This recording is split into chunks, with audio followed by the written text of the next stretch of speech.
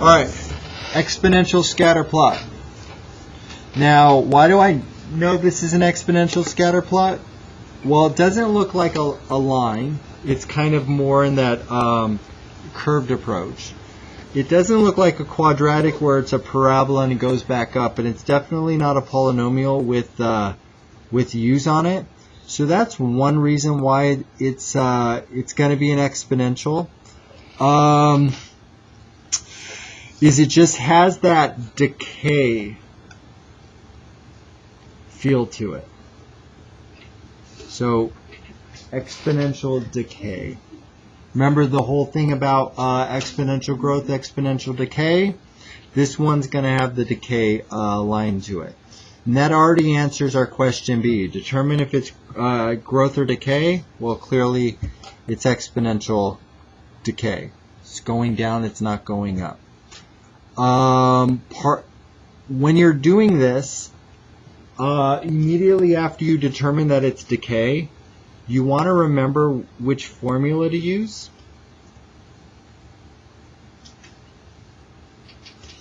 So y equals a parentheses, x is the exponent. Are we going to put 1 plus r or 1 minus r inside? Decay, 1 minus r. That's the only difference. Growth would be 1 plus r. Alright, does everybody remember from our function catalogs where the pieces go? Remember how the y-intercept is going to be the a plus the horizontal asymptote, okay? Or specifically, if you take an even closer look, there is a dot right there on the y-axis, and so that is going to be declared as our y-intercept. And so we're going to go ahead and say we don't need to know that the y-intercept is a plus the horizontal asymptote because we actually see it right there. So when we see it, we can just use it. We don't need to calculate it.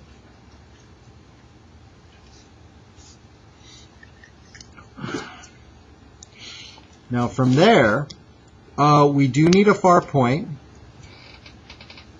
And some points are going to be a little bit better to pick than others.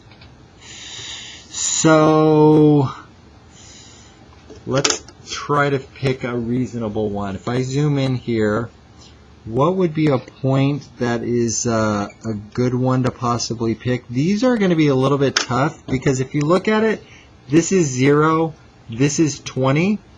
So I don't know if that's going to be like 1, 2, 3. I'm not quite sure what those are going to be. So because we probably would have to guess. So if this is like the 10, like halfway is 10, I'm going to say that's probably going to be like a 3, maybe. Okay. Now remember on scatter plots, this is how I'm going to grade you. I'm going to grade you on whether or not we're close and you did everything accurately. We're not going to have the same exact answers. Remember how September, October, November, they said we're going to always have slightly different answers. The same thing is going to be true here. So for our far point,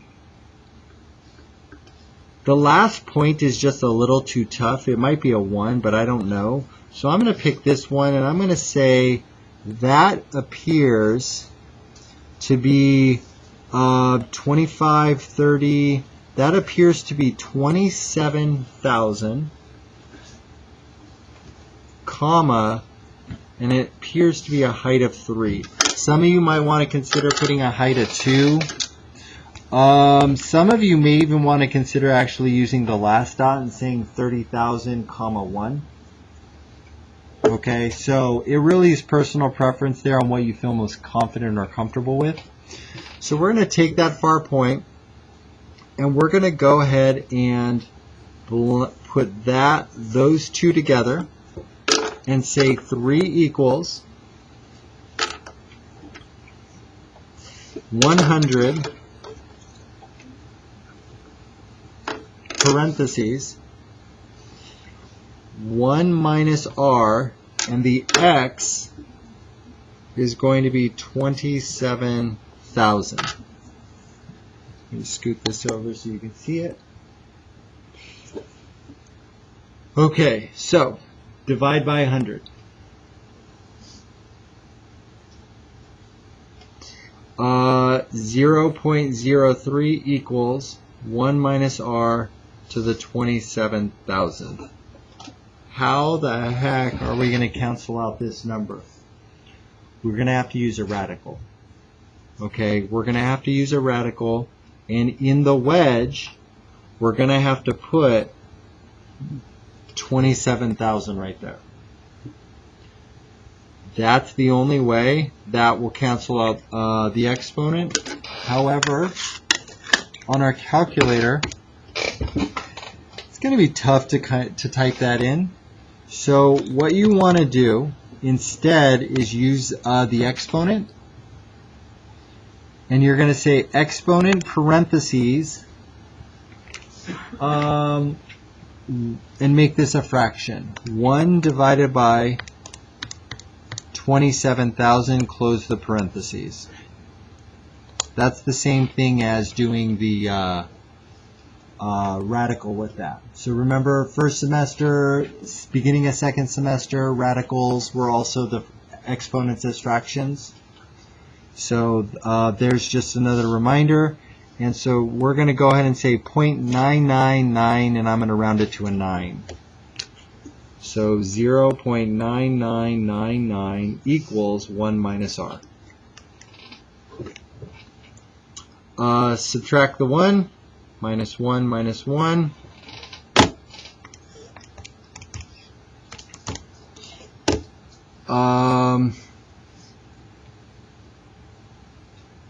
That's going to give us 0.0001.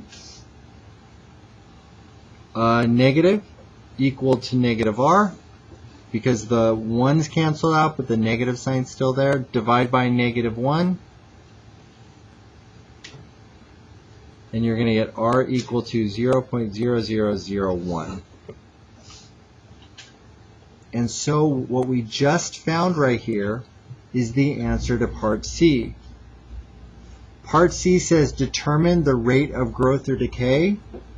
So we're going to change this to a decimal. Now, if you remember about decimals and percentages, this right here, those two decimal positions would be like 10%, 3%, 5%, right? So this is actually going to be 0%, 0.01% decay.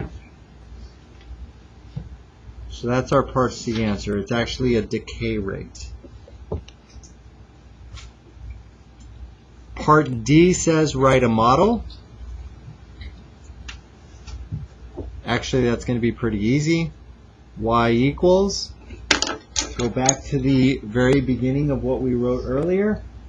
We're going to say y equals 100, parentheses, 1 minus this r decimal, and the exponent's x. So there's our D, just our exponential model right there. Now part E says make a prediction. So I'm going to need some room for that. Part E, make a prediction. Make a prediction after 5,000 years. So here's where you have to kind of be aware that 5,000 years, using our table, our graph, and our numbers, years is actually going to be x. So we're really saying x equals 5,000 there. And so I'm going to take my model down here, and that's just telling me to put a 5,000 into the x position. So very carefully we'll write y equals 100. 1 minus this number is 0.9999, and I'm going to make sure to put a 5,000 into the x position. So let me zoom in, and then we'll carefully calculate exponent before multiply. So 0.9999 exponent 5,000, enter, gives us a decimal, y equals 100, 0.606 dot dot dot. Don't round that until after you multiply by 100.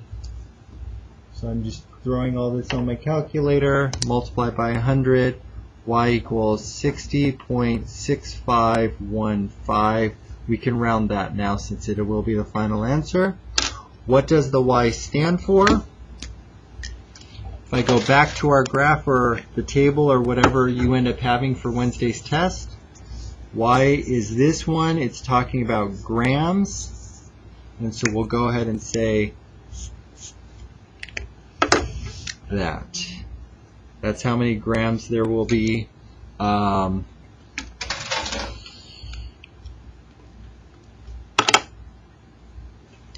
After 5,000 years. So exponentials actually are not as ugly as quadratics as long as you know the growth or decay setup. And you know that when you're trying to cancel out an exponent, you use a radical, but your calculator you have to use an exponent fraction.